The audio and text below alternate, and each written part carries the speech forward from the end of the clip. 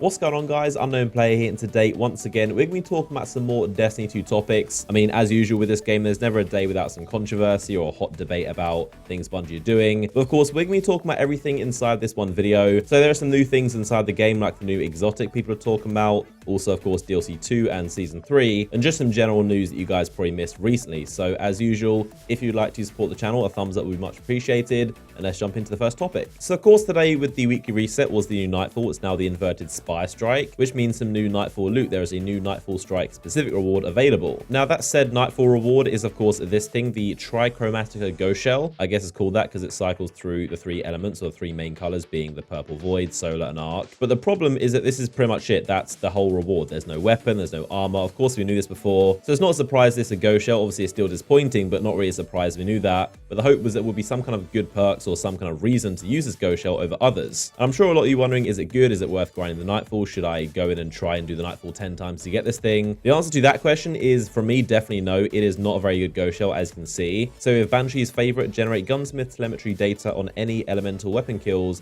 and increase rate. So those are these things, weapon telemetries.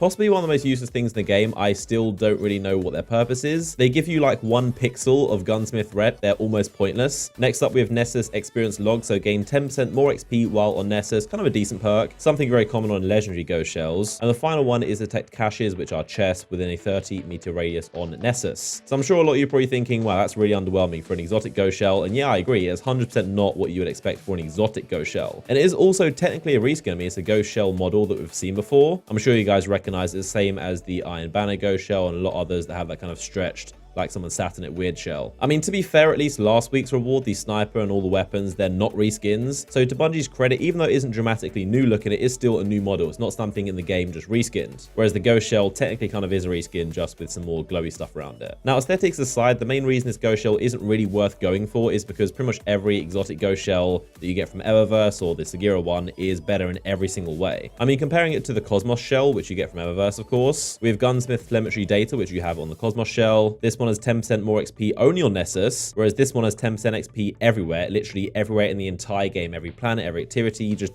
all of Destiny 2, everywhere 10% XP, whereas this one is just on one specific planet, which is obviously nowhere near as good. And funny enough, the last perk about detecting caches on Nessus actually dropped on this one for me as a random roll perk. But there's actually a difference because this one detects caches and resources, so the chests and planetary materials, whereas this one is just caches. So you can see my point. This Cosmos Shell basically blows this one out of the water. There's no competition. It's just a flat out better shell in every single way. So you can definitely see why people, and I myself included, are very disappointed in this Ghost Shell. Like I said, we knew it wasn't going to be a weapon. We know what drops from what, but I think the main thing is that the perks aren't anything fantastic. I mean, it is worth noting, of course, there's a Ghost Shell and 2 Sparrows as other Nightfall rewards. And obviously ships have 0 perks, literally not a single one. That's purely cosmetic. And the perks on Sparrows are negligible. They're just like pretty much just nothing. So the main disappointing thing is that, of course, out of 7 Nightfall rewards, more than half of them are almost write-offs. They're not going to be useful in any single way. And they're just purely cosmetic, which is something you'd kind of expect from Eververse. The thing about the Ghost Shell is that I think most of us were expecting something cool because, of course, it's a Ghost Shell, so it can have some really cool perks, especially the exotic ones. I was really hoping the exotic Ghost Shell would be like the main strike ghost, the main thing you would want to use in pretty much every strike related activity. Like if you look at the raid Ghost Shell, the way that is pretty much the main, like your #1 go-to Ghost Shell you will always want to use in any raid. Its perks should be like increased loot from every single strike. It should have a chance to give you exotics at the end. It should give you more tokens from strikes. I think it would be cool if it increased your chance at getting a strike loot drop. That'd be really cool. But in reality, it turns out to be pretty much the same as any legendary Ghost Shell that you'd get from Eververse. So it's very disappointing that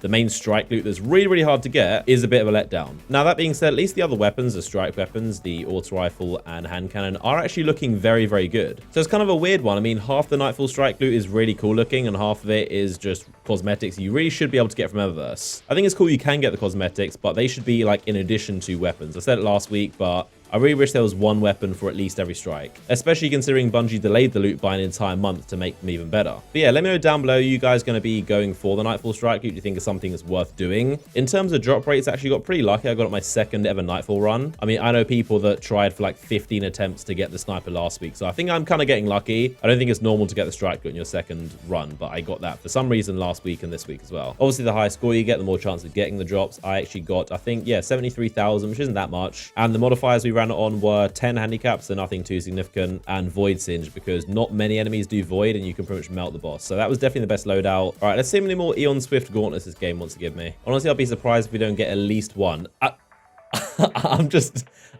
kind of don't know how many words. Like, this is 100% lie. This is me moving the thumbstick. Like, this is purely live right here, and we just got them again. I called it like a second before getting them. I mean, I know what to say. There's something about those gauntlets. They're probably the worst in the game, but for some reason, they just want to drop for me every single time. The Shaq's got some for me as well. I feel like it's impossible. There's mathematically no way. I know you wanted to, but you didn't want to break the game. I'm really hoping those Eon gauntlets are part of the exotic tuning pass in May, where they buff all the exotics. I mean, it's kind of a cool idea, but just didn't work out at all in the real game. It just seemed to be a bit of a gimmick that no one really utilized. I mean, getting your entire fire team to rock one exotic, it's kind of like the Rat King. Oh, close. Those are probably the second most common exotics I get, to be honest. Don't know why I bother. Okay, so let's move on to some discussion about DLC 2, Season 3, and also the May update. So something very strange that happened the other day was that the French version of the Bungie weekly update blog post actually displayed pretty much when this stuff is going to go down. I believe this is pointed out by Mr. Sean, so credit goes to him. But if you see here, this is the French version of the Bungie weekly update blog post. This official stuff, it's not Photoshop, it's not made up, it's not Inspect Element. And for pretty much like half a day, you could refresh the page, go to it yourself, and you'd see the same stuff. So I'm assuming most of you guys don't speak French, but in translation to English, it says many changes are planned for Destiny 2. This is another step referring to the March update. And then it says the next one is scheduled for May 8th. So flat out says it right there. Obviously, in the English blog post, the same one that you guys have probably read, it says the next one is coming in May, whereas the French one specifically says May 8th. I mean, I only speak a tiny bit of French myself, but even I can tell pour la 8 May means for the 8th of May, basically.